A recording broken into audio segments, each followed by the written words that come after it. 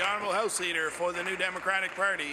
Mr. Speaker, today the Minister of Finance and Treasury Board told us that the budget building involves establishing a set of economic assumptions that become the foundation upon which the budget is built. A central part of that foundation, Mr. Speaker, central part of that foundation, Mr. Speaker, is the wage pattern that has not been agreed to by many of the groups the government is still trying to negotiate with. Mr. Speaker, is the Minister of Finance satisfied to build a budget around this faulty assumption? The Honourable Minister of Finance.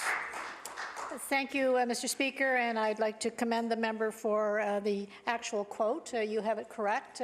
You heard correctly. We do base our budget on assumptions. We do recognize that, as I said earlier, any budget is a plan. There are you have to monitor closely the revenues and the expenses.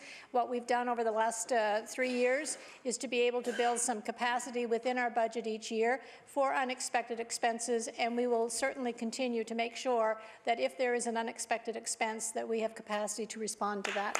The Honourable House Leader for the New Democratic Party. Mr. Speaker, not only have the workers of the province not agreed to the wage pattern, this issue is now before the courts. The economic assumption of this government budget may be found to be unconstitutional, Mr. Speaker. That has been the case in a number of provinces across the country. What is the minister's plan if the courts decide the basis of this budget is illegal?